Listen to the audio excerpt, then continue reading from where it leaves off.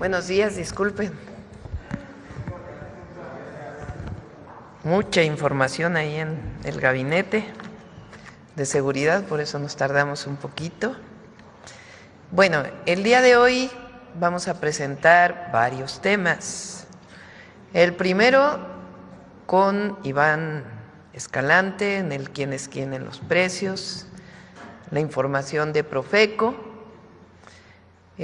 Segundo, vamos a pasar un video muy rápido para informarles que ya inició, estuvimos ahí el sábado, la construcción del tren México-Pachuca. Les vamos a pasar un video muy rápido de lo que explicó ese sábado Andrés Layuz y el general Vallejo, para que todos estén informados de esta noticia tan importante para todo México. Seguimos recuperando el tren de pasajeros. Después está aquí Omar, el secretario de Seguridad y Protección Ciudadana, para reportarnos, para informarnos sobre esta detención tan importante relacionada con un grupo delincuencial y sobre el caso de Jalisco. Y Ernestina Godoy nos va a presentar lo que nos comprometimos, que son las reformas a 2 leyes para facilitar y ampliar las investigaciones relacionadas con casos de desaparición forzada por particulares, tanto de las fiscalías, las comisiones de búsqueda, como la necesidad de fortalecer la identidad para poder avanzar en las investigaciones. Lo va a presentar Ernestina y luego pasamos a las preguntas y luego cerramos con Humanismo Mexicano. Entonces, muy rápidamente, Iván, por favor. Adelante. Muy buenos días a todas y a todos. Nos vamos rápido en el quién es quién en los precios. Estamos en el seguimiento a la Estrategia Nacional para promover la estabilización del precio de la gasolina. Prácticamente todos los días hemos estado monitoreando, hablando con las empresas y ya tenemos al corte del viernes 21 de marzo un 74.4% de las estaciones de servicio en cumplimiento. Y como nos comprometimos la semana pasada, adelante, aquí tenemos un análisis por marca del cumplimiento de este acuerdo. Aquí tenemos a la marca Hidrocina con el 100% de sus estaciones de servicio vendiendo gasolina regular por debajo de los 24 pesos. G500 y Rendy Chicas 96.6%. Todas las franquicias de Pemex en 86.7%. Marcas varias, aquí englobamos muchas marcas más regionales o locales que tienen 1, 2, 3 gasolineras. Estas tenemos al 85.9, Valero 83.6 y a todas ellas por estar arriba del 80% les vamos a poner una palomita.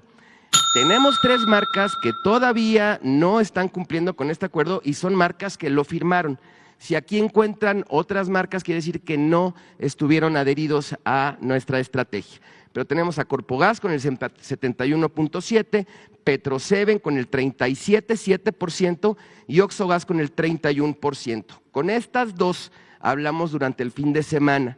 Ellos se comprometen a que durante la semana que inicia van a continuar con sus ajustes para ir incrementando las estaciones de servicio para vender gasolina regular por debajo de los 24 pesos. Pero por lo pronto les vamos a poner un tache. Continuamos. Vamos a seguir y vamos a incrementar nuestro monitoreo y en próximas semanas vamos a regresar a la estrategia que nos funcionó de colocar lonas de la campaña No cargues aquí, se vuelan la barda con los precios en las gasolineras o en las estaciones en donde identifiquemos que la gasolina está más cara de lo que tendría que estar. Adelante. Con nuestro seguimiento a los artículos de primera necesidad, tenemos la canasta básica más barata en 708 pesos con 50 centavos, Chedraui Campeche, palomita. Y la más cara, Walmart Cola de Ballena en La Paz, Baja California Sur, 1,013,20 centavos tache. Recordar que es una canasta básica de 24 productos y tendremos que no superar los 910 pesos. Adelante. 3 ciudades, Naucalpan, Estado de México, la más barata, Soriana Hiper Echegaray, 823,90 palomita. Y la más cara, Walmart Echegaray, 915,50 tache. Monterrey, Soriana Hiper Lincoln, 856 pesos palomita. Fresco, La Comer Cumbres, 967,91 tache. En Cancún, Quintana Roo, Soriana Hiper Cancún, 806,70 palomita. Y Soriana Cancún Glorieta, 935,90 tache. Adelante. Seguimos con el monitoreo de tortillas de tortillería. Hemos encontrado 18 pesos aquí en Ciudad de México, en Puebla, en Tlaxcala. Recordarles a todas las personas consumidoras que pueden consultar los precios de las 602 tortillerías en la página de internet. Esta la tenemos como muestra. A estas tortillerías les vamos a poner una palomita. Y encontramos en nuestro monitoreo kilos de tortilla hasta en 32 pesos en esta tortillería en Hermosillo y en estas dos en Monterrey y Tijuana en 30 pesos, pongámosle un tache. Adelante. Estamos en Cuaresma, monitoreando el kilo de mojarra fresca, está en promedio en 90 pesos, pero destacar como lo hicimos la semana anterior en pescaderías, en mercados, en centrales de abasto, lo podemos encontrar mucho más económico que en estos tiendas de autoservicio, que normalmente miran lo que incrementa el precio solamente por estar en las tiendas de autoservicio. Vamos a ponerle a estas pescaderías y mercados locales una palomita, y en el caso de Chedraui, Soriana y su mesa por vender tan caro les vamos a poner un tache. Les tenemos una buena noticia a las personas que consumen pescados y mariscos, que compran en estos grandes centros de distribución repartidos por todo lo ancho y largo del país. Contamos con un programa, Básculas Profeco, kilos de a kilo.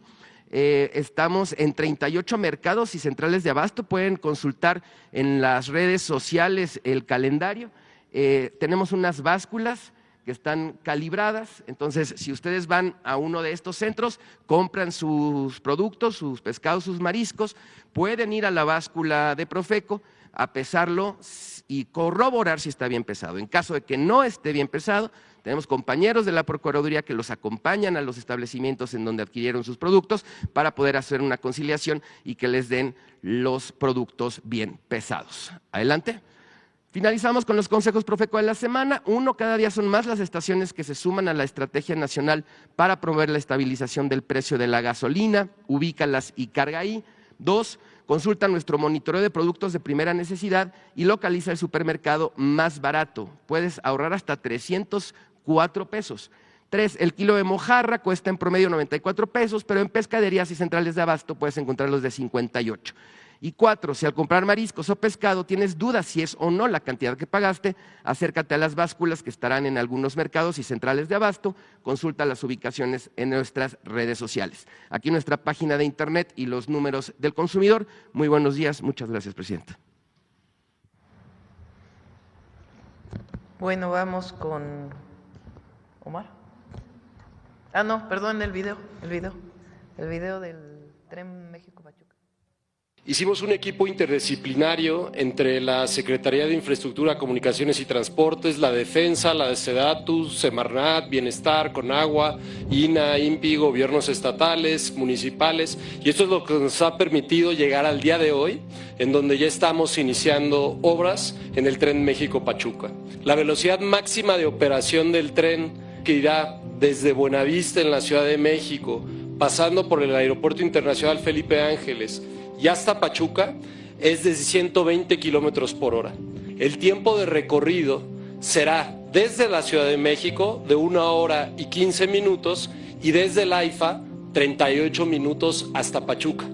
Esto implica un ahorro en tiempo de entre 25 y 30% del tiempo que se hace normalmente.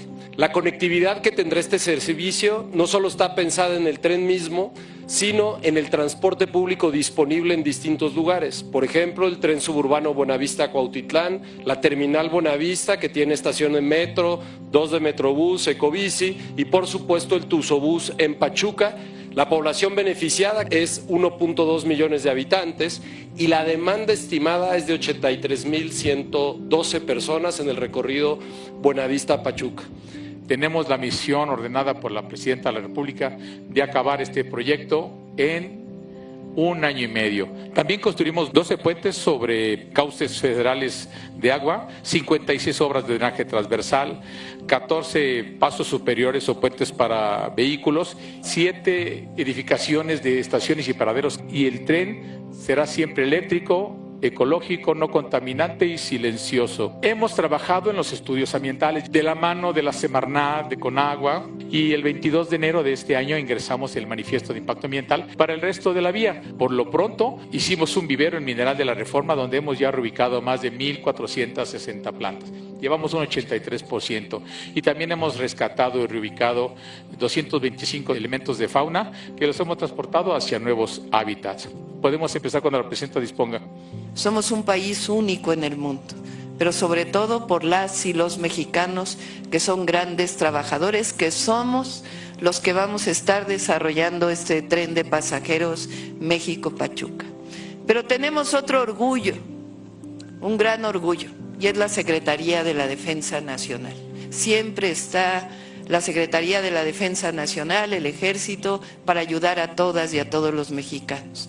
Y tenemos también un gran orgullo en la defensa, que son los ingenieros militares, que son quienes van a desarrollar esta obra del tren México-Pachuca y el tren México-Querétaro, y nos van a seguir ayudando en todos los tramos, además de que ellos van a operar el tren con la empresa de la Secretaría de la Defensa que ya opera el Tren Maya, que ya tiene los hoteles del Tren Maya y que también va a operar este tramo México-Pachuca.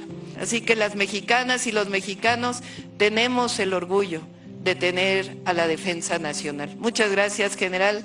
Muchas gracias, general Vallejo. Bueno, ahí está. Inició esta semana, año y medio, ya nos vamos a subir al tren México-Pachuca.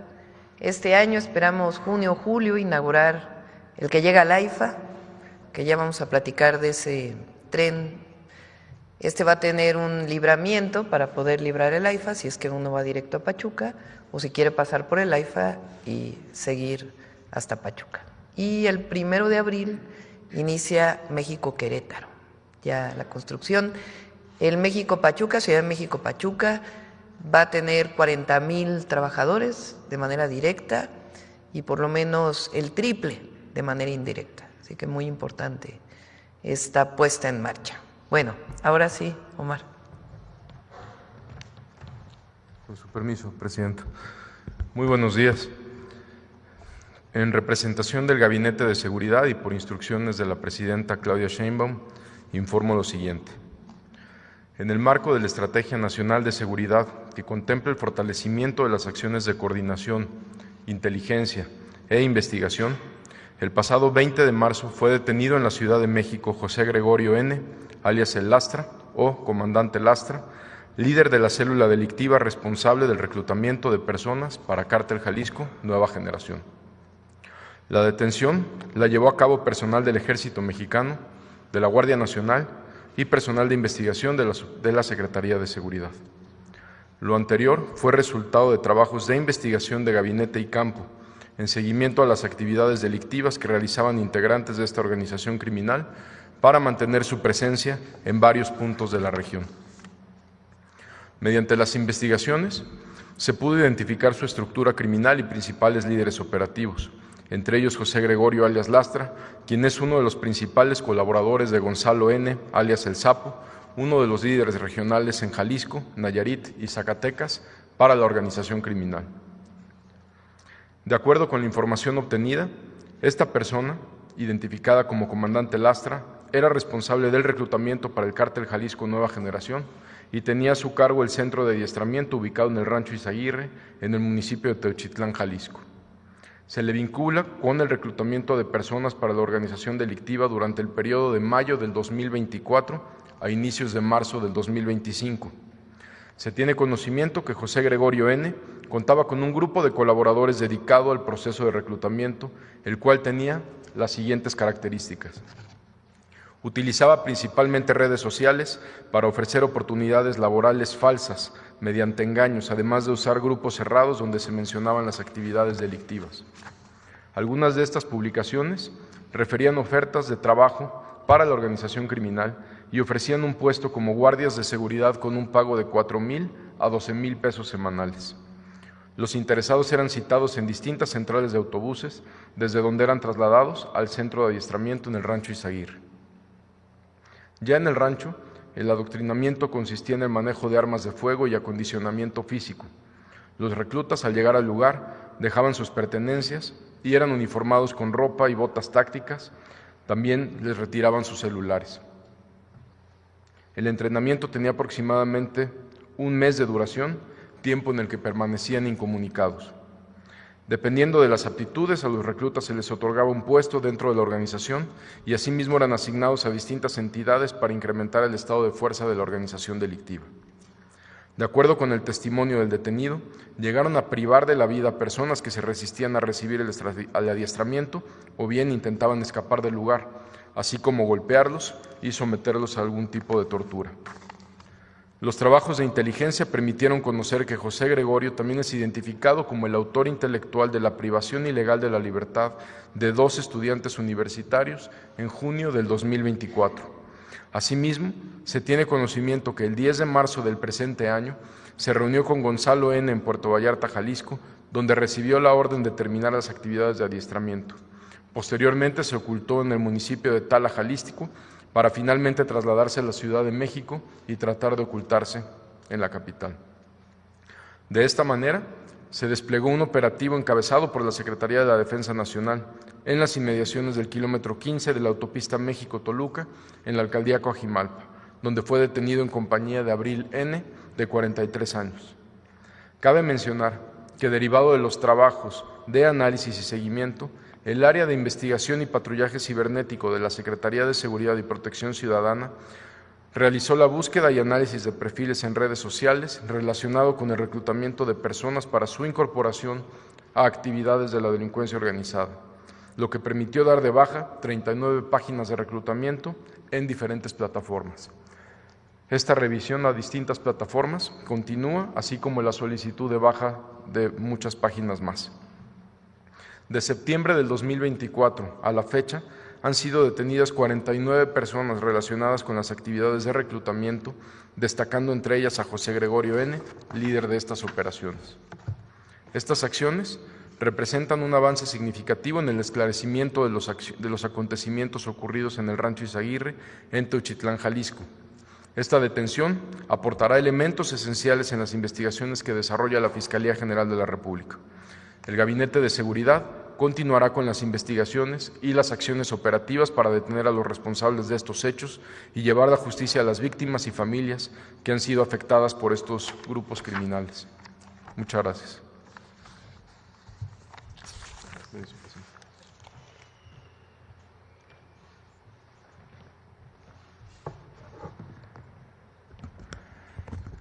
Con su permiso, Presidenta, muy buenos días a todos. ¿Me ayudan con la presentación? Bueno, como fue el compromiso de la Presidenta, estamos presentando las acciones que se estarán realizando y que están en las reformas a 2 leyes. Primero, comentarles cuáles son los objetivos. ¿Por qué? ¿Qué? Más bien, ¿qué? Es interconectar a México, crear un sistema que permita el intercambio de información en tiempo real entre autoridades, instituciones y particulares, hacer partícipes a la sociedad, que la ciudadanía que se integre al proceso de búsqueda mediante información o reportes oportunos, alertar a todo el país de forma rápida y precisa cuando se denuncia la desaparición de alguna persona, fortalecer a las fiscalías estatales para que la investigación sea más ágil y efectiva, ¿Por qué? Está respondiendo a la necesidad de contar con herramientas efectivas para la búsqueda y localización de personas desaparecidas y no localizadas. Evitar la dilación al iniciar la búsqueda busca garantizar la atención inmediata ante cualquier denuncia. ¿Para qué? Para volver más eficiente aún la búsqueda de personas a través de herramientas tecnológicas, a través de la ciencia y la coordinación interinstitucional, y garantizar el derecho a la identidad y la protección del Estado usando la CURP de manera generalizada. Reformas legales a 2 leyes, a la Ley General de Población y a la Ley General de Desaparición Forzada de Personas, desaparición cometida por particulares y del Sistema Nacional de Búsqueda de Personas. ¿Cuáles son las principales acciones que se están previendo en estas reformas? Se crea la Plataforma Única de Identidad, se incorpora la CURP como mecanismo de identidad oficial, con fotografía y huellas dactilares, con capacidad de consulta en tiempo real. Se establecen claramente obligaciones y sanciones para los servidores públicos que no cumplan con la generación, la actualización y la compartición de la información cuando se le pide. Se crea la Base Nacional de Carpetas de Investigación de Personas Desaparecidas y No Localizadas. Es obligatorio alimentar y actualizar el Banco Nacional de Datos Forenses. Está a cargo de la Fiscalía General y por parte de las fiscalías locales y tribunales la obligación de alimentar este banco. Se obliga a las fiscalías estatales a fortalecer sus capacidades para tareas de búsqueda e investigación. Se establecen a privados obligación para generar y compartir información útil para la búsqueda de personas, respetando la Ley de Datos Personales. Se fortalece la Comisión Nacional de Búsqueda y el registro. El registro se dividirá entre registros de fiscalías y otros orígenes. Se crea el Sistema Nacional de Alerta, Búsqueda y Localización de Personas. La Plataforma Única de Identidad es a partir de la clave única del registro de población de todas y todos los mexicanos y personas extranjeras que estén domiciliadas, no todas, ¿no? Se transmitirán los datos asociados a cada CURP por parte de todas las autoridades que en sus funciones registren, accedan o recaben información para tareas de búsqueda. En el caso del INE, deberá permitir consultas en las tareas de investigación principalmente las autoridades del Gabinete de Seguridad. Todas las personas en México, desde su nacimiento, tendrán esta identidad, la CURP. Toda autoridad o privado estará obligado a reconocer la CURP como identificación oficial, sea física o digital. Esto cuando termine de integrarse la base de datos con fotografía y huellas dactilares. Todos los trámites y registros, administrativos realizados por personas físicas deberán requerir la CURP en los 3 niveles de gobierno. Se está poniendo de manera paulatina, ¿sí? Los registros administrativos que se tienen deberán habilitar los sistemas de consulta en tiempo real. La plataforma de identidad única será la herramienta para la generación de alertas, búsquedas en tiempo real y localización. El no cumplimiento de esto por parte de las autoridades será motivo de sanciones, en este caso serán administrativas. Obligaciones y sanciones para todas las autoridades que generen o resguarden información. Generar y usar sistemas de captura de toda la información necesaria. son las obligaciones. Mantener actualizados los registros y o bases de datos. Habilitar consultas a dichos sistemas en tiempo real para que se conecten en la plataforma única de identidad.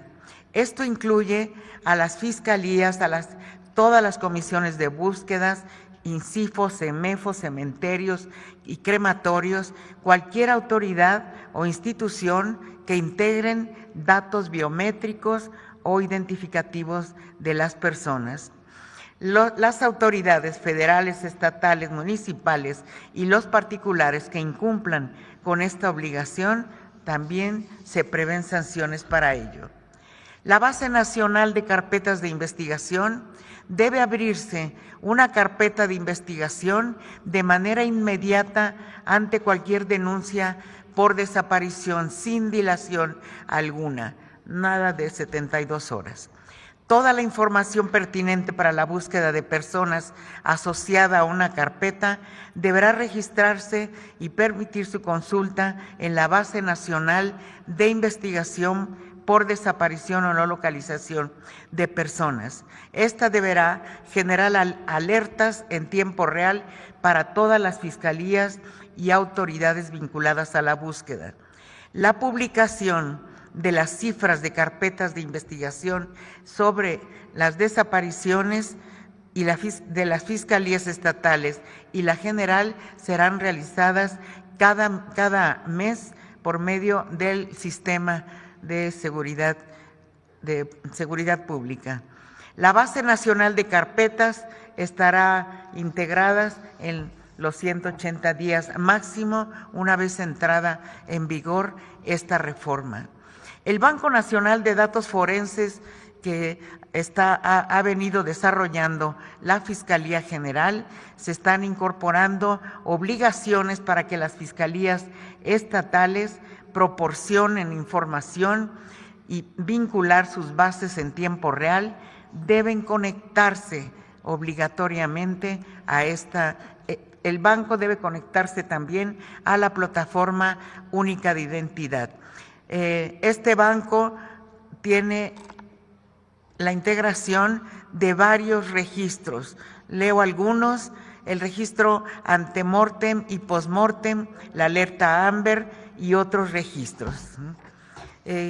Un fortalecimiento, una obligación para las fiscalías estatales que deberán contar por lo menos con unidades especializadas de investigación, unidades de análisis de contexto, áreas de búsqueda inmediata y de larga data, áreas especializadas en delitos cibernéticos y unidades de atención a víctimas. Se establecen los perfiles mínimos y obligatorios para el personal que debe estar en estas fiscalías especializadas. Registros en manos de particulares, entre otros, se incluyen los siguientes servicios: los servicios financieros, de transporte, salud, telecomunicaciones, paquetería, etcétera. Todos aquellos que tengan información que pueda servir, información útil que pueda servir para la búsqueda. El fortalecimiento de las capacidades de las comisiones nacional y estatales de búsqueda. Se crea un sistema nacional de alerta, búsqueda y localización de personas que se hará notificar mediante una ficha de búsqueda y autoridades privadas sobre la desaparición. Identificar coincidencias entre todos los sistemas de información asociados, incluyendo a los asociados en la CURP. Es lo más relevante, lo más general que estamos planteando en estas reformas a 2 leyes, Presidenta. Muchas gracias.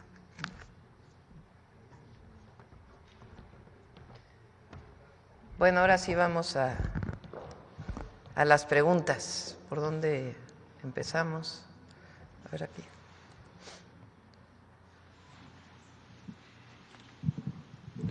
Buenos días, Presidenta. Manuel Pedrero, de los Reporteros MX. Antes de iniciar mi planteamiento, porque quiero compartirle un poco de lo que vimos en el Rancho Izaguirre, me gustaría externar en este foro mi solidaridad a las madres buscadoras. No hay actividad más respetable y honorable en este país en estos momentos como esa. Dicho lo anterior, hay que hablar, Presidenta, de la manipulación mediática, porque así como lo que no se nombra no existe, lo que se nombra se debe de sustentar. Y a mí me parece interesante que los medios de comunicación de este país plantearan la idea de que el ingreso de reporteros a la zona efectivamente constituyera de alguna forma alguna alteración o modificación a la escena. Pero favorablemente omitieron que antes de llegar el grupo de reporteros al rancho, hubieron 2 medios de comunicación que tuvieron un trato privilegiado y que pudieron tener acceso anticipado: Televisa y Latinos. Esto con la venia de la Fiscalía del Estado de Jalisco. Eventualmente, después de que estos 2 medios desalojaron, los medios de comunicación restantes pudieron entrar, tanto tradicionales, corporativos y digitales. Es una información que merece saber el pueblo de México. Segundo, lograron entrar 3 grupos distintos: elementos de la Fiscalía, periodistas y madres buscadoras. Es falso que las madres no pudieran haber ingresado. De hecho, fueron de las primeras que ingresaron y las imágenes que se vieron en redes sociales en Resistencia pertenecían a otro grupo que de igual manera llegó de manera tarde. Tercero, ¿qué había justamente en el rancho Izaguirre? En Reporteros MX documentamos varios impactos de bala, algunos enfrente de la valla metálica y otros que nos resultaron más interesantes al fondo de una construcción en donde en una pared se nota cómo hay impactos de bala resanados con cemento recién fresco. En esta pared, Presidenta, se encontraba una especie de líquido amarillo, escurrido, seco. Si uno compara este líquido, varios puntitos amarillos que escurrían, se parecen bastante al resultado de lo que lanzan estos proyectiles de paintball o de gotcha. Es decir, esa pared se utilizaba, entre otras cosas, para disparar. También en el rancho se encontraban neumáticos, obstáculos, agarraderas, entre otras cosas, para someter a quienes se encontraban ahí a un entrenamiento exhaustivo. También decir, Presidenta, que varios medios de comunicación se comportaron de manera brutal en la ética y en el rigor periodístico. Muchos de ellos aprovecharon la anarquía y el libertinaje del lugar para agarrar tierra y ponérselos en los pantalones, para asegurar que en la toma se viera como algunos reporteros y reporteras se veían sucios y darle más dramatismo a la imagen. Cuando se habla de un campo de exterminio y se viene con una idea preconcebida, entonces se vuelve un hecho incontrovertible decir lo contrario. El primer medio de comunicación que utilizó el término campo de exterminio fue el Reforma. Si uno analiza las declaraciones de las madres buscadoras a través de sus redes sociales con las primeras denuncias, ellas nunca utilizaron el término campo de exterminio. De modo que cuando se utiliza este término, Presidenta, y aquí valdría la pena abrir otro debate que pocas veces se toca, es la banalización del Holocausto. Utilizar el Holocausto, una de las mayores tragedias de la humanidad, para hacerlo en un contraste con fines políticos, no solamente es vil, es un recurso que últimamente se está utilizando más en México y usted lo sabe perfectamente bien porque fue víctima en una portada de la revista Siempre de esta banalización del nazismo. De tal modo que si uno viene con esa idea preconcebida del campo de exterminio, para empezar, como politólogo puedo decirle que para que existan condiciones para que algo sea llamado un campo de exterminio, número 1, debe de estar auspiciado por el Estado, por el gobierno. Así como las cámaras de gas de Hitler fueron financiadas con el régimen alemán y operadas por su gobierno, para ser llamado de esa manera debería de haberse utilizado recursos públicos, elementos públicos, ya sea del gobierno federal, estatal o local. De tal manera que de tratarse de un privado ilegal no es correcto ni ético llamarlo así. Presidenta, los medios de comunicación, ante la revelación que hace el día de hoy el secretario de Seguridad, Omar García Harfuch, estoy seguro que estarán bastante interesados ya en analizar lo visto el fin de semana con lo que se va a contrastar con la información que acaba de proporcionar el gobierno federal. Mi pregunta es, Presidenta, ¿cómo moralizar a los medios de comunicación? ¿Cómo separar de manera efectiva esta búsqueda legítima de ayudar a las madres buscadoras sin que se contamine con la podredumbre editorial que se siembra en los medios de comunicación. Gracias, presidente.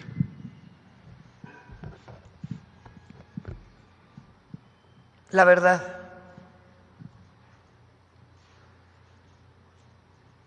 Me interesa mucho que quienes nos escuchan, quienes nos ven, oigan sus... ¿Qué vieron ahí? Sus relatos. Tú estuviste ahí en el... ¿Por qué no, antes de hablar de... ¿Qué vieron ahí? ¿Por qué no nos vuelves a platicar? ¿Qué viste tú ahí, en este lugar? Desorden por parte de los protocolos. Nadie, absolutamente nadie tenía un liderazgo de algún elemento para poder guiarse. Habían banderines que decían evidencias no tocar y todo el mundo pasaba sin ningún tipo de problema. Un desaseo por parte de las autoridades a la hora del ingreso. Como le mencionaba justamente esta... Pero en el lugar, ¿qué había en el lugar? No mucho. Nos encontraron, por ejemplo, estas prendas y zapatos. Tengo entendido que por la adquisición de evidencia de parte de la Fiscalía, no había mucho, presidente. Estaba vacío. A ver, vamos a escuchar a más y ahora contestamos todas juntas, si les parece. Acá.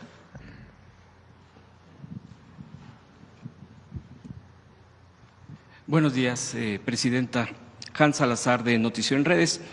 Sí, tuve la oportunidad también de estar ahí en el traslado que, pues, próximo al lugar, está como 1 kilómetro de terracería para acceder a este lugar. Está en lo que es en la periferia de la Estanzuela, que pertenece al municipio de Teuchitlán. El tema es sí aclarar que la Fiscalía Estatal de Jalisco fue la que organizó toda la logística, que ya se ha dicho o que ya se ha sabido, ¿no?, que fue rebasado el tema, la cantidad de medios, de madres y padres buscadores, buscadoras de sus hijos, de sus hijas, de sus seres queridos, esposos, etcétera. Prácticamente, por lo que yo observé, se dejó entrar a todos. Desde el zaguán, que es el que tiene el rótulo que dice Rancho o Izaguirre Rancho, es un zaguán de lámina que pues ya está de negro, pero ya está deteriorado, tiene marcas de bala, este zaguán. Cuando uno entra ya al lugar, a la derecha empieza la construcción, la primera construcción, que es pues todos este tipo de construcciones no le veo mucha, una conexión con la otra, son espacios aislados. Esto ya estaba delimitado porque desde un principio había ya, cuando entramos, cintas amarillas. Esto entiendo de la propia Fiscalía Estatal, que ha tenido bajo resguardo el lugar. Este es el único que tiene doble nivel, entrando a la derecha. Este lugar donde también ya está, no había nada, no alcancé a ver que hubiese algo ahí. Todo esto, quiero aclarar, paréntesis, todo esto lo tengo grabado desde que entré hasta que salí. Tengo los videos, de hecho los he subido a las redes sociales sin edición, sin cortes, sin ningún tipo de poner algo más o menos de lo que se ve en el video. Más adelante, incluso vi que había por ahí 2, 3 gallos, gallinas perdidos por ahí. Eso es lo único que vi de animales en ese lugar. Al fondo, pues es avanzando del lado derecho, hay un espacio que se ve como tipo bodega, está techado, es el lugar techado más amplio.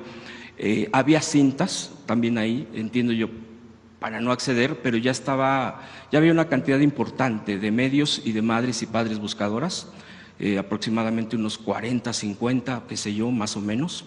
En ese espacio pues hay una mitad de cubierta con adoquín y otra con pedacería de cemento y de bastante tierra. En este lugar, incluso uno de de ahí, paramédicos de Protección Civil del Estado, entiendo yo que, porque el personal que dominaba ahí era del Estado de Jalisco, nos pidió incluso que nos retiráramos de una parte de un muro porque se podía venir abajo y que eso era obviamente muy peligroso.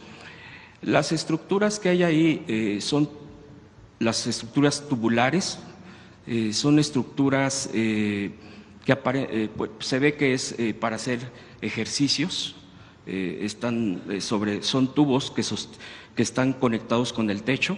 No sé si se supone que exactamente es el que soporta este tipo de estructuras. También ahí lo que encontré fueron para hacer pesas, cosas rudimentarias hechas de cemento, con tubo y de cemento. Había varios de estos aditamentos ahí en este lugar. Bueno, pues ya habían puesto, entiendo yo, que las madres padres buscadoras un pequeño altar de su ser querido, de sus seres queridos. Había marcas de bala, bueno, o aparentemente marcas de bala, que todo indica en ese lugar, se veían perforadas de esa manera.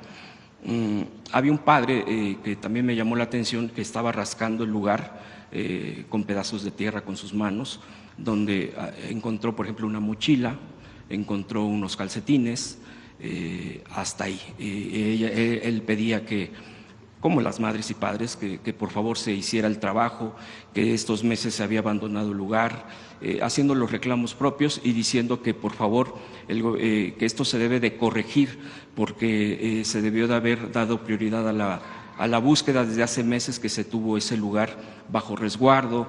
Esto será pues en general incluso lo que se ha dicho.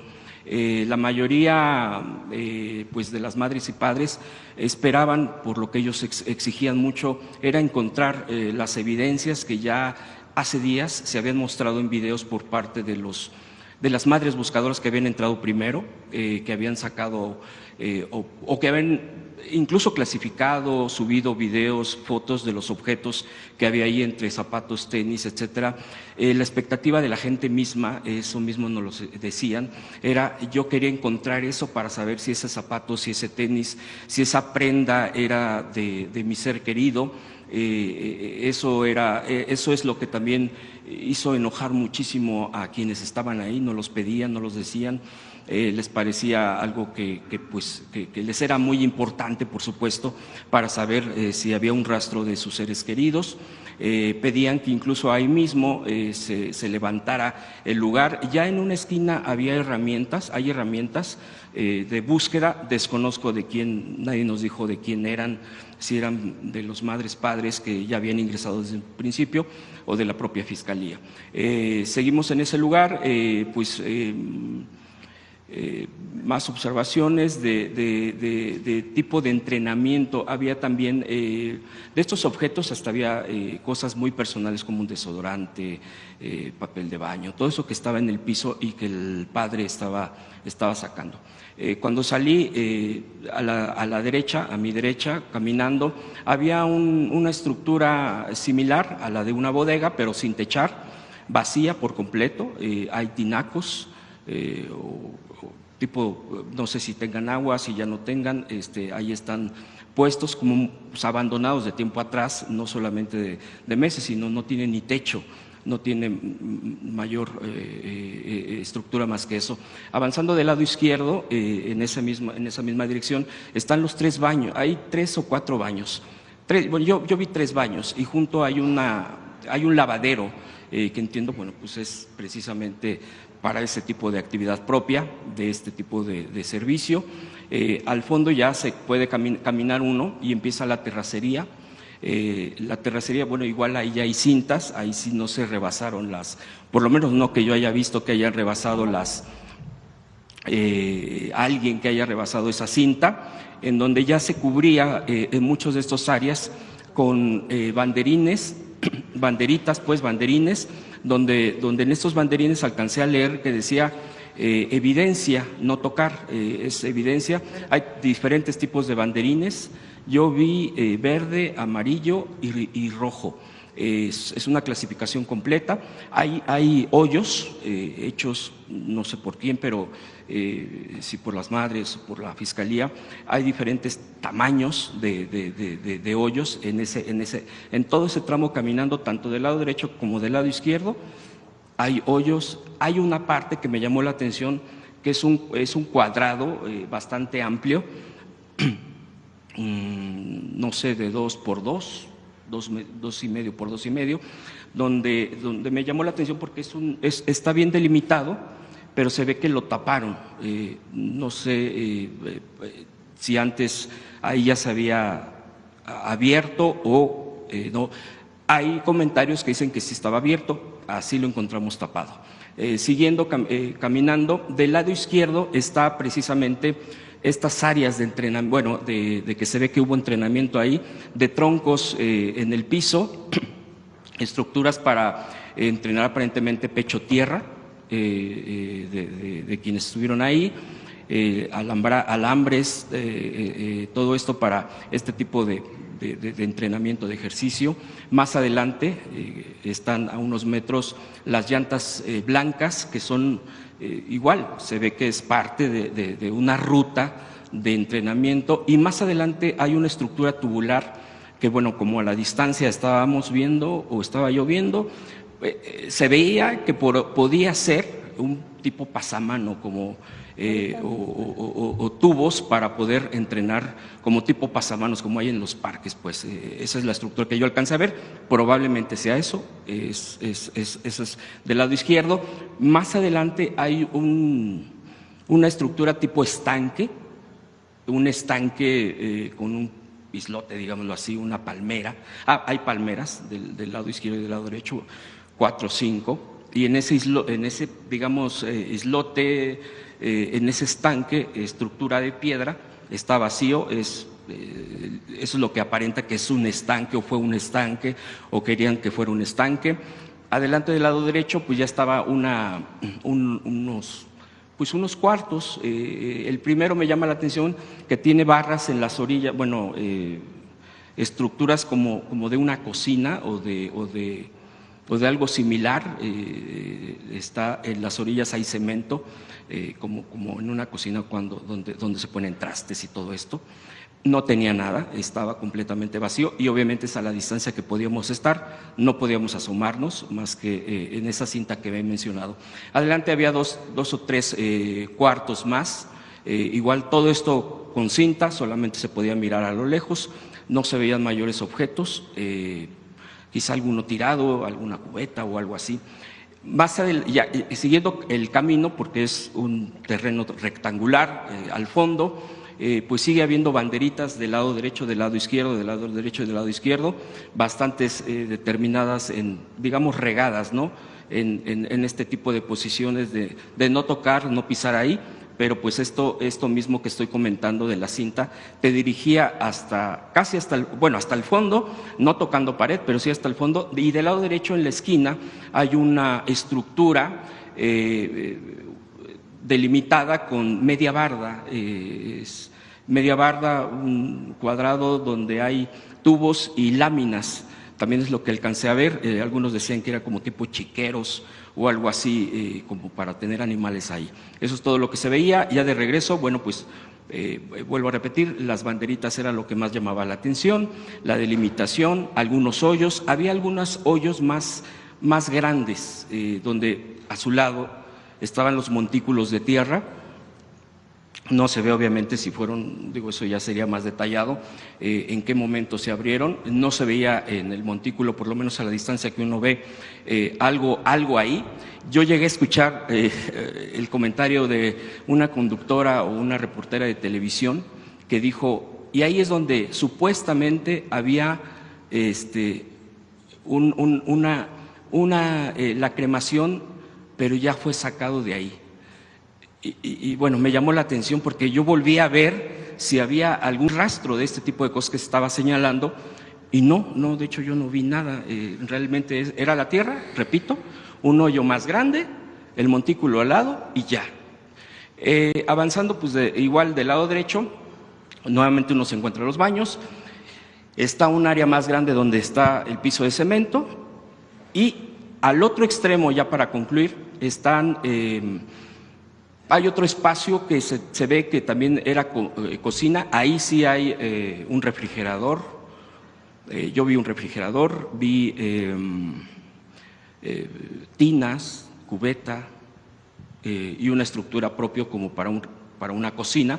A un costado exactamente de este lugar que menciono hay parrillas, igual artesanal, se ve que pues con cemento pusieron la parrilla, la pegaron a la nivel piso, a la pared, donde así como si se calentara agua, se calentara algo grande, así las ollas, eso es lo que se ve ahí, parrillas, otra independiente, hay humo porque pues, se ve que ahí calentaban algo, se ve tizne, hay troncos al lado, no muchos, pero sí hay un tinaco igual, ahí con una llave para servicio.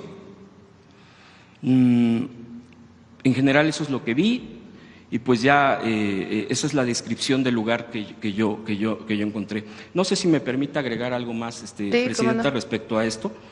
Al subir los videos, porque prácticamente los he subido todos, tanto en YouTube como en Twitter, y que he descrito esto, hay algo que ha irritado demasiado a quienes, lógicamente, en la red social, particularmente en X, les ha irritado que hayamos ido, pues en este caso medios independientes, porque han atacado en lo particular, donde nos han puesto en un tema como si nosotros estuviéramos atacando a las madres y padres buscadoras, buscadores. Por lo menos en mi caso no es al contrario, es mi reconocimiento y solidaridad hacia ellos, hacia ellas.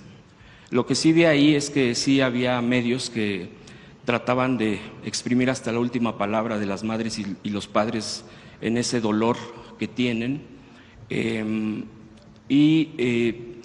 Pues es el respeto a ese dolor, a escucharlos. Prácticamente los videos que yo hice, Presidenta, fueron así como si fueran los ojos de alguien, pues cuando vea el video como si estuviera ahí y describía muy poco, más bien lo dejaba a que la gente viera. Y sin embargo, cuando esos videos los he subido, y particularmente uno, ha habido una variación obviamente en la visualización, pero el que más tiene visualización, o uno de los que más tiene visualización, bueno, en ese video hay una forma de que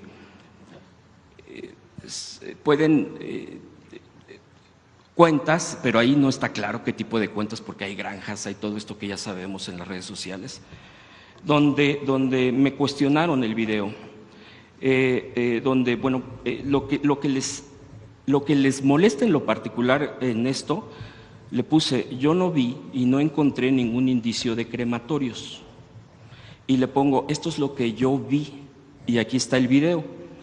Entonces ahora ya viene en este video una anotación donde dice, los lectores añadieron contexto, o sea, de la propia red, los lectores añadieron contexto que consideraron que tal vez otras personas quieran saber. Y esta es precisamente parte, yo así lo describo, una campaña negra. Dice, el creador, o sea, un servidor, está emitiendo información tendenciosa y falsa, crea desinformación. Cuando él asistió al lugar, el gobierno ya había eliminado las evidencias. Los verdaderos periodistas constataron el momento exacto cuando fueron encontrados los restos humanos calcinados. Esta es una leyenda que me ha impuesto, porque esa es, no es que yo quiera que esté o no, esa es una imposición de X, de la plataforma X antes Twitter, y es una de las cosas que más me llama la atención. Esa es ahí. Otra de las cosas, porque les ha irritado demasiado que hayamos hecho este ejercicio, es, por ejemplo, el señor Mario Di Constanzo. Y si lo menciono con su nombre y todo, que yo evito mucho porque sabemos también, bueno, yo sé toda la situación en la que estamos inmersos, el señor afirma por completo que a mí me pagó y que me mandó Jesús Ramírez Cuevas. Así lo pone, tal cual, ahí está el tuit, que a mí me pagó la ida con tal de obedecer un libreto, obedecer una línea. Entonces, esto aprovecho para que, obviamente, decirlo, a mí nadie me pagó el viaje más que mi medio de comunicación.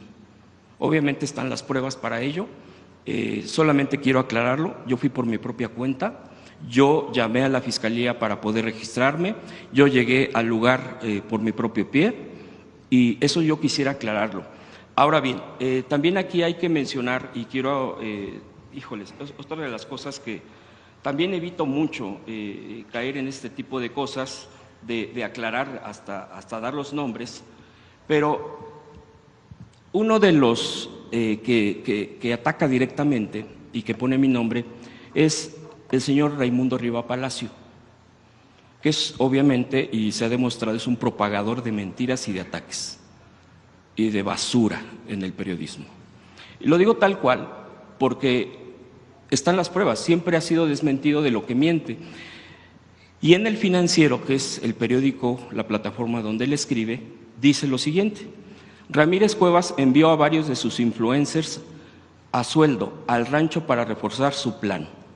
Max Kaiser, un académico experto en temas de corrupción que se define en X como un provocador profesional ciudadano, identificó a dos de ellos en el rancho, Juncal Solano y Hans Salazar, como puntas de lanza de la estrategia para negar que hubiera un campo de exterminio.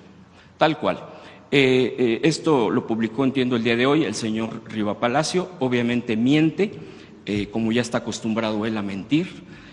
Hay una campaña así de negra también, ahora porque fuimos, ahora porque estuvimos ahí y ahora porque publicamos estos videos y ahora porque hago esta descripción. Seguramente se van a enojar más, no importa, pues, o sea, eso es lo de menos, pero es una campaña también muy difamatoria, lo dejo en claro. Yo pagué mis propios, pues a lo que fui, mis propios viáticos. Obviamente hay forma de demostrar, pero bueno, quien acusa en todo caso es el que tiene que decir por qué dice que a mí me pagaron tal o cual persona. Entonces, si digo nombre y apellido, Presidenta, es porque así lo están publicando, así lo están señalando, y bueno, pues eso sería cuanto lo que yo pudiera dar como mi testimonio de lo que yo asistí y observé en el lugar. Gracias. Gracias. A ver, vamos desglosando, porque si no, para quienes nos escuchan, para todas y para todos. Número uno, nosotros tenemos la responsabilidad como gobierno de atender el problema de la desaparición.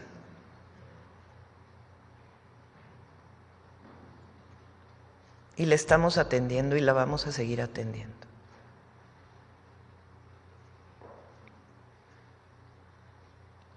Vamos a dar toda la información, probablemente en el día del cierre del gabinete de marzo, del número de personas desaparecidas de acuerdo a los datos que hay, a la información que hay de la Comisión Nacional de Búsqueda, cuál es la fuente de esa información, en dónde, en qué lugares hay personas desaparecidas. Eso lo tenemos que hacer y lo vamos a hacer y lo estamos haciendo.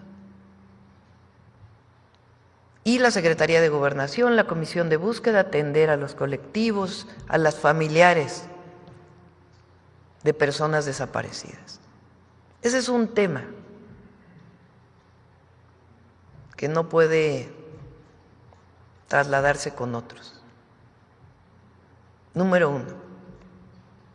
Número dos, la verdad del Rancho Izaguirre. La verdad. No la verdad construida por alguien, sino la verdad. Hasta ahora quien sigue teniendo ese predio en custodia es la Fiscalía del Estado de Jalisco. De septiembre, que son las primeras detenciones, a la fecha, la investigación ha estado a cargo de la Fiscalía del Estado de Jalisco. Nosotros hemos pedido a la Fiscalía General de la República que atraiga el caso.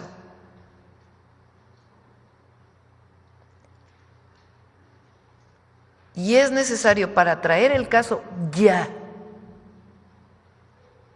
porque el fiscal adecuadamente, el fiscal general, el doctor Alejandro Gertz Manero, ha dicho: tenemos que recibir toda la información de la Fiscalía Estatal para poder conocer cuál es la investigación que hay.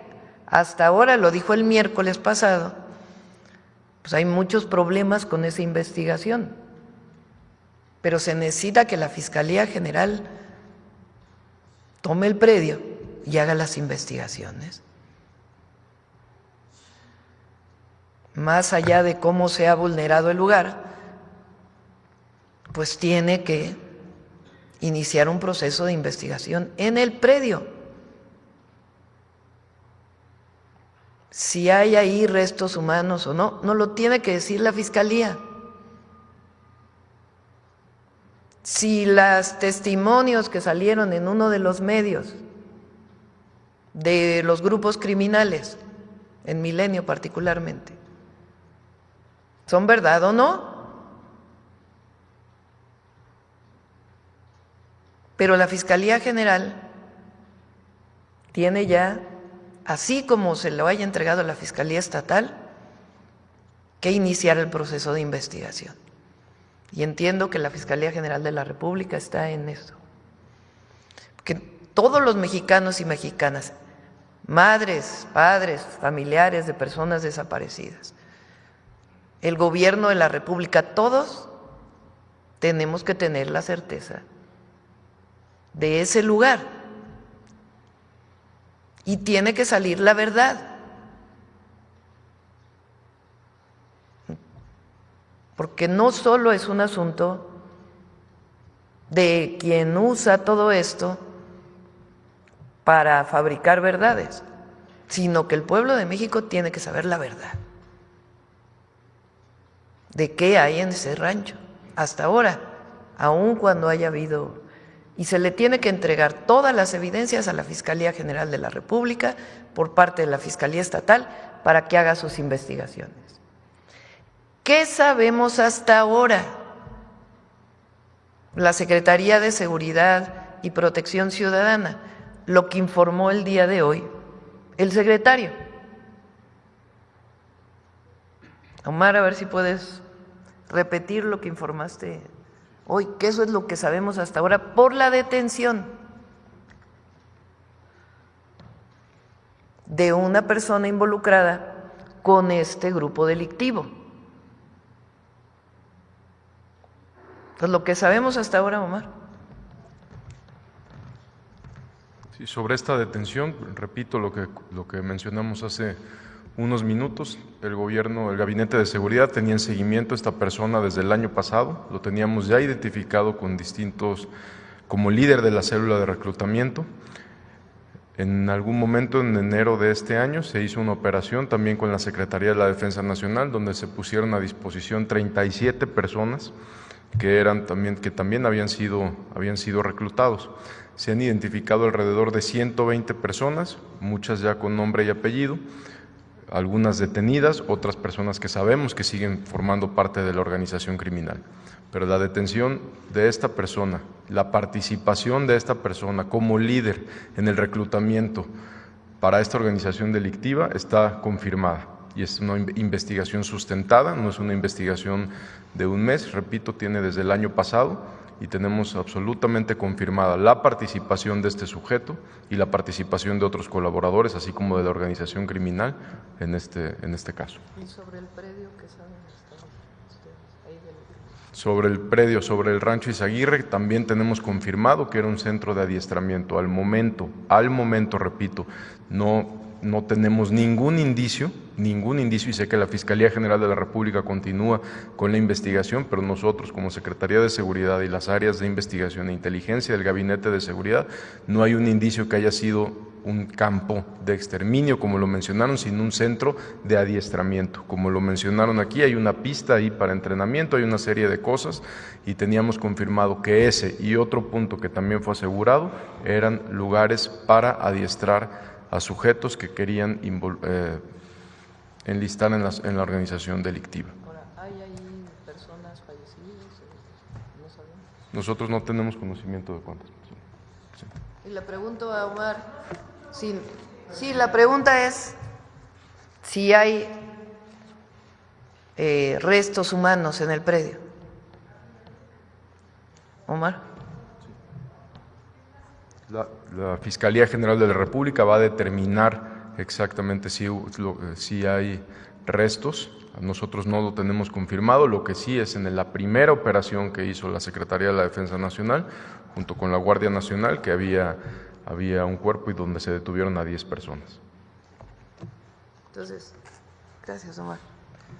Para seguir con lo que sabemos, y necesitamos saber más, y para ello la Fiscalía General de la República tiene ya que asumir toda la responsabilidad, espérame un momentito, toda la responsabilidad de la investigación. Hasta ahora, por la detención de esta persona, se sabe que esta persona estaba encargada de reclutar personas a través de páginas. ¿Cuántas páginas bajaron? 39 páginas fueron bajadas y se va a continuar. Obviamente, la Fiscalía, ya a cargo de esta investigación, también tiene que decirnos más. Esa es la información que tenemos, la información que hasta ahora hay de este detenido por parte de la Secretaría de Seguridad y Protección Ciudadana. Mañana, en el informe del Gabinete de Seguridad, va a venir el fiscal, se le puede preguntar si conoce más y cómo está la investigación por parte de la Fiscalía General de la República. Pero tiene que conocerse a partir de investigación científica, siempre pongo esto, porque los datos de las fiscalías hoy tienen manera de saber, en una investigación profunda, de la ropa que se encontró y de la revisión del predio, si hay algo de lo que alguno de los testimonios que salieron en un medio así ocurrió o no. Entonces, repito, número uno, la responsabilidad de atender el problema de la desaparición. Y esta detención va a dar mucha información sobre ello. Pero al mismo tiempo, clarificar cuántos desaparecidos hay, cuál es la fuente de información de esas bases de datos que tiene la Comisión Nacional de Búsqueda y poder dar esa información, mantener la búsqueda desde las fiscalías y desde las comisiones de búsqueda y fortalecer esa investigación. Y siempre hablar claro y con la verdad. Segundo, la información sobre ese rancho. La verdad. Aquí nadie va a ocultar nada. La verdad. La que viene tanto de la persona detenida como del trabajo que tiene que realizar la Fiscalía General de la República. Y si hay autoridades involucradas, que se haga la investigación a fondo. Repito, hasta ahora, quien sigue teniendo el control de ese predio es la Fiscalía Estatal de Jalisco. Por eso es importante que la Fiscalía General de la República ya tome, desde mi perspectiva, obviamente esto tiene sus propias normatividades, la investigación profunda de este caso. 3. ¿Qué debe hacerse para prevenir la desaparición y para buscar a las personas? Y por eso lo que estamos planteando el día de hoy, que presentó Ernestina. no hay una sola base, por distintas razones, una sola base de datos de identidad en nuestro país. Y nosotros tenemos poco a poco que ir hacia ello. Es importante. A veces son temas difíciles pero es importante avanzar hacia ello. La CURP, que ya es el número, la identidad que tenemos todos, tiene que seguirse fortaleciendo. No es de un mes a otro, pero tiene que seguirse fortaleciendo. ¿Qué estamos planteando con estas leyes? Que en el caso de la investigación relacionada con delitos de alto impacto, como la desaparición, estén todas las bases de datos disponibles para la búsqueda. Ahora hay que pedir permiso. A ver, la base de datos de registros civiles, esa ya más o menos está concentrada. Eso se hizo durante el gobierno del presidente López Obrador, muy importante. La base de datos de vacunación, nadie dice que sea abierta al público, pues son datos personales. Pero si hay una fiscalía que está buscando una persona, pues tienen que estar disponibles esas bases de datos para la fiscalía, para poder saber si la persona, después del reporte de desaparición, tiene algún reconocimiento en alguna base de datos. Se vacunó del COVID,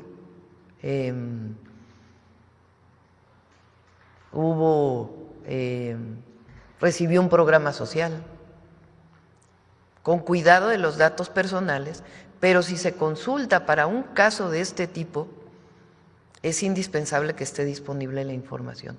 Repito, para las instituciones de seguridad y de justicia.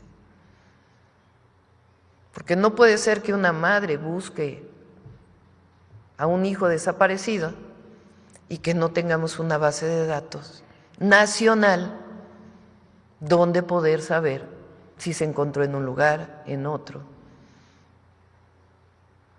si tomó un vuelo de avión, si salió por migración.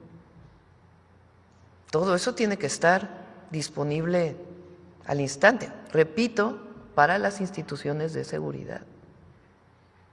Entonces, este cambio de leyes va en ese sentido. Si lamentablemente una persona falleció y no tenía su identificación,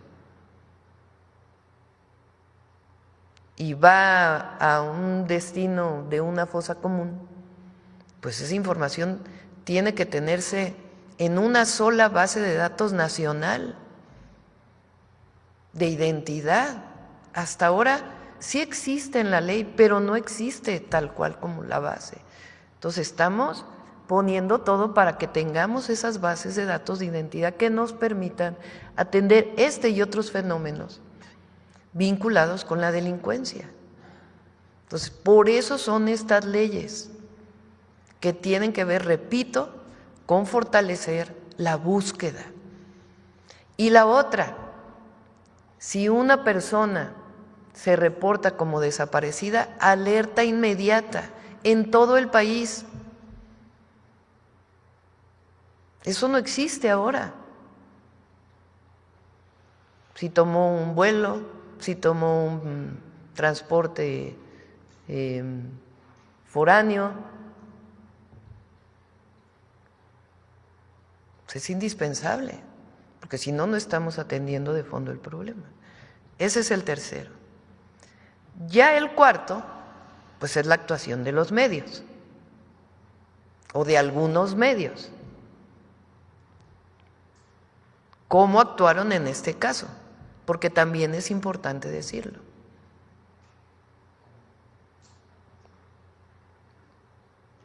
Y ya la última, pues es la oposición y los adversarios políticos, que usan esto de una manera muy hipócrita, porque primero debían hacerse una autocrítica. Entonces, de nosotros, que sepa el pueblo de México que va a conocer la verdad Ustedes que estuvieron en el rancho vieron y reportaron, y qué bueno. Ahorita vamos a escuchar a otros compañeros que también estuvieron ahí. Pero tiene que hacerse una investigación profunda. Y siempre decir la verdad y atender esta situación. Y ya, cuando vayamos avanzando, entonces sí, ¿qué dijo quién? ¿Cómo lo dijeron? ¿Por qué lo dijeron?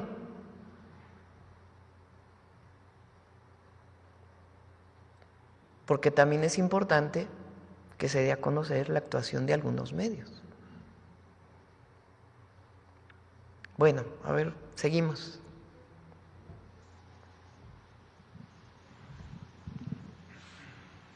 Buenos días, Presidenta. César Huerta, de la revista Polemón. Así como mis compañeros, a mí también me tocó estar en el rancho.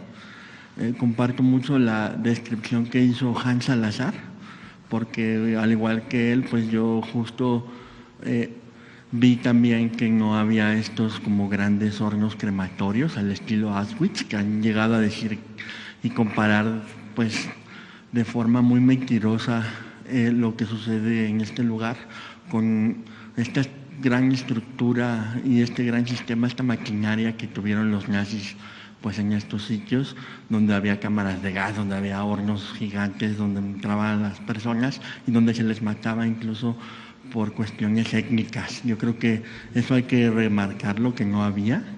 No había tampoco, por ejemplo, esta especie de hornos como de ladrillo, donde se meten los ladrillos y ahí se hacen, que a lo mejor se han detectado en otros lugares, algo así, pero ahí no había esto. Y lo que sí también quiero recalcar, como dice usted, pues es que la Fiscalía General de la República es necesario que entre a este lugar, que haga todos los peritajes correspondientes, que ponga en marcha estos georradares que se pueden desplegar por toda la zona, no solo en el rancho, sino también en sus alrededores, porque hay mucha pues preocupación por las madres y los padres buscadores de que en estas zonas aledañas también haya, que quede claro todo lo que hay debajo de la tierra, porque eso nosotros no lo podemos saber, porque no somos peritos, no somos antropólogos forenses. Creo que es importante que sea la Fiscalía la que vaya a la zona y nos diga qué hay debajo también de la tierra, porque para que no caigamos en malas interpretaciones, pues puede haber ahí también restos humanos, pero a lo mejor no en las cantidades como se ha dicho, no lo sabemos, eso solo la Fiscalía General de la República lo va a saber. Y yo quería intervenir también porque hay un oficio muy importante que el pueblo de México tiene que conocer y que respalda lo que nos acaba usted de decir, que la Fiscalía General de la República no tiene el control de este rancho. O sea, yo tengo aquí el oficio de la Fiscalía del Estado de Jalisco con número FE.03.01.493.2025.D.L y que tiene como asunto que se propone la facultad de atracción y está dirigido al fiscal federal del Estado de Jalisco, de la Fiscalía General de la República. Este documento se elaboró precisamente cuando nosotros estábamos al interior ya del rancho.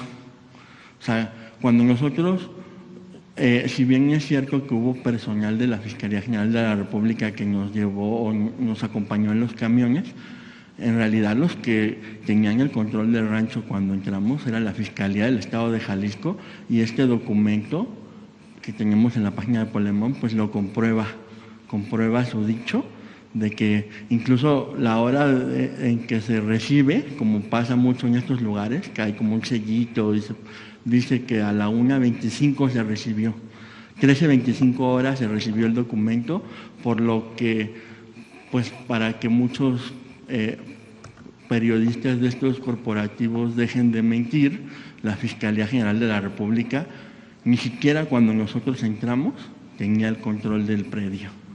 Entonces yo creo que pues es importante decirlo, y pues también el hecho, como han dicho mis compañeros, pues de que había muchas madres buscadoras llorando, muy tristes, había mucho dolor, hay mucho dolor, pues es un lugar de mucho dolor. Yo lo que veía y lo que también narré es que cuando uno va a este sitio y ve un montón de banderines verdes, rojos, amarillos desplegados, con el viento que están incluso volando y que puede haber evidencia de que algo hay ahí, pues es muy triste porque quiere decir que la guerra contra Calderón pues sigue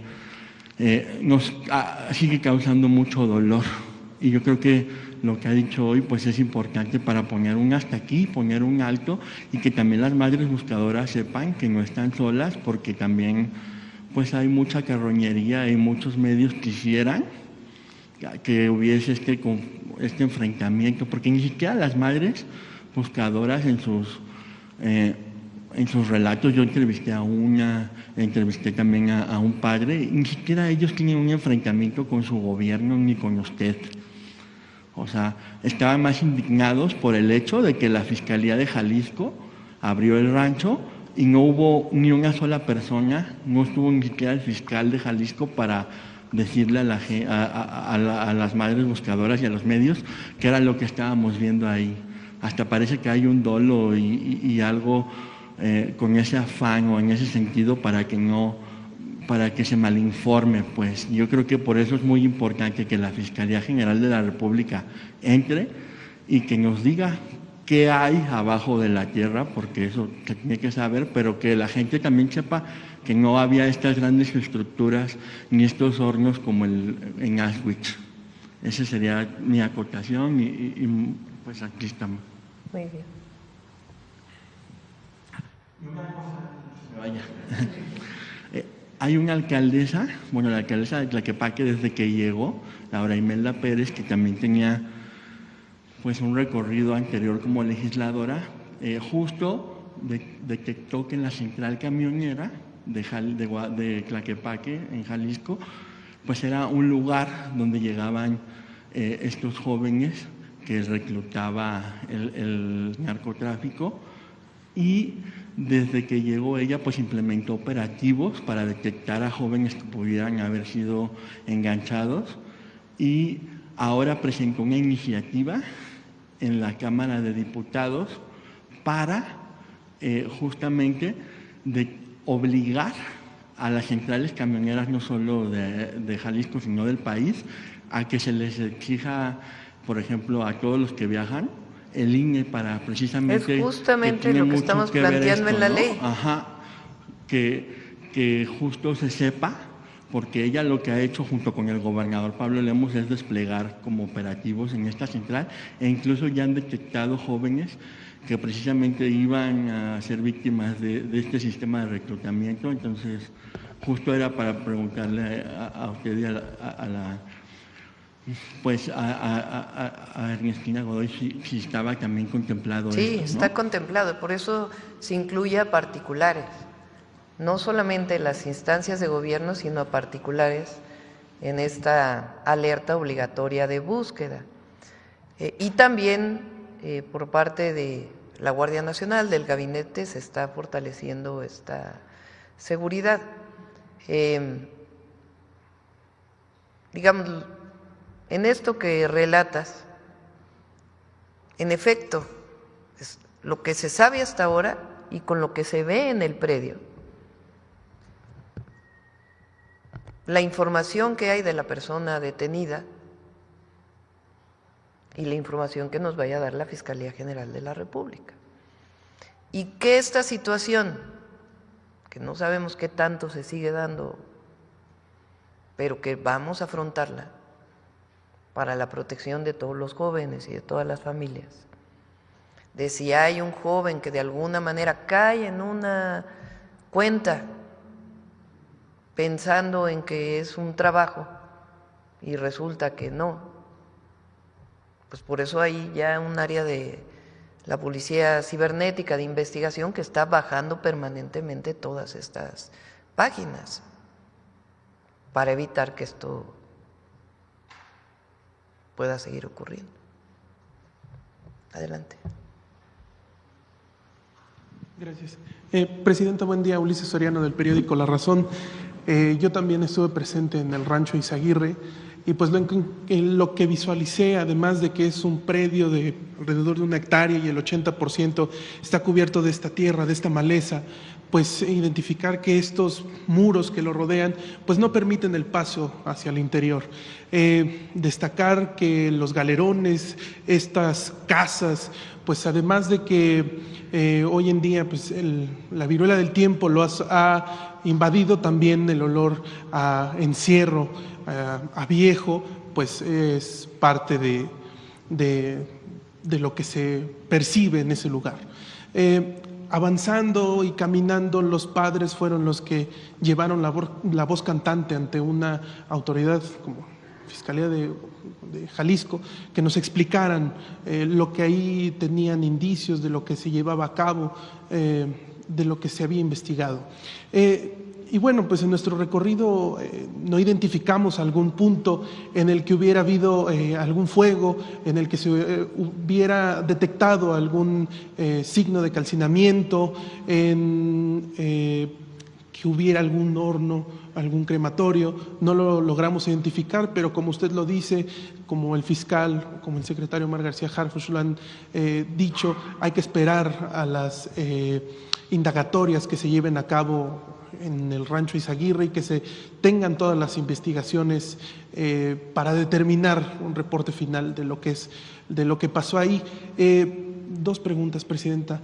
¿Qué es lo que le diría o qué es lo que dirían ustedes como gobierno a las madres, padres buscadores que continúan esta labor todos los días, que no se cansan y que continúan en este lugar como no solo de oscuridad y ciertamente de sufrimiento, sino también de una esperanza para encontrar algún indicio de sus familiares? ¿Qué le dirían? Y mi otra pregunta es si se va a llevar a cabo alguna investigación dentro de las policías locales, algún fortalecimiento a estos programas que llevan al interior para conocer cómo son las personas que trabajan ahí, o qué seguiría en esta investigación al interior de las policías locales.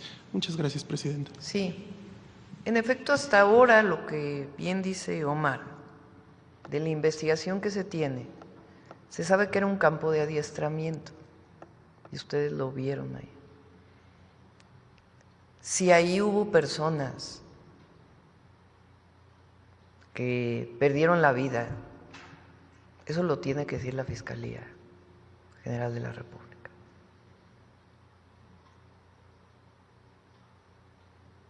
Y ya después vamos con los medios y su construcción de cómo lo hicieron. Ahora, a los familiares es lo que estamos haciendo. Yo siempre he dicho, y lo tengo como un sello en toda mi vida, y particularmente como servidora pública, nosotros siempre vamos a estar del lado de las víctimas y de la justicia, siempre. Siempre. Y también vamos a decir la verdad, siempre. También pedimos que quien haga su investigación, y si no la hizo, y si hay alguien involucrado, que se sancione. Y también pedimos que los medios digan la verdad y que no se construyan historias sin tener toda la información. Esa siempre ha sido nuestra actuación toda mi vida. Como presidenta, pues no voy a faltar a eso, jamás.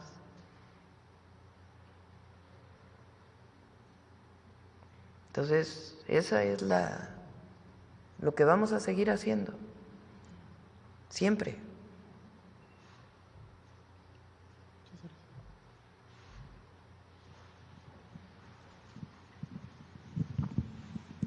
Presidenta, buenos días. Mayeli Mariscal, Heraldo Media Group.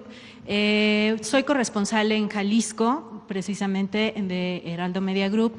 Hemos estado dando seguimiento a múltiples hallazgos que encuentran diferentes colectivos en todo el estado. Estos no paran y sobre todo también una denuncia importante y reiterada por parte de los colectivos es que no se resguardan los predios.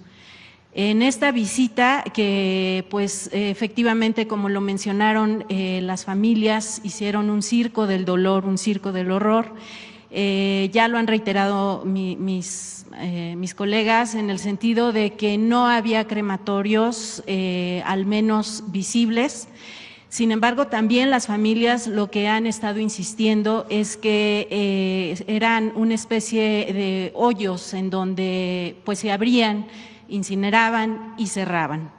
Una vez que la Fiscalía General de la República atraiga esta investigación y esté con labores de campo, ustedes van a pues buscar debajo de la tierra si es que hubiera restos, y por otro lado también preguntarle si la comunicación, sobre todo con los colectivos que están recibiendo información anónima, no dejan de recibir información de este lugar, en el sentido de que en las inmediaciones, en el exterior también de este rancho Izaguirre, pudiera haber algunos indicios pues de más personas desaparecidas. Esa por un lado, y por otro lado, en este mismo mes de marzo se vencen las medidas precautorias de 10 detenidos en septiembre del 2024, que bueno, ocurrieron precisamente en este rancho Izaguirre.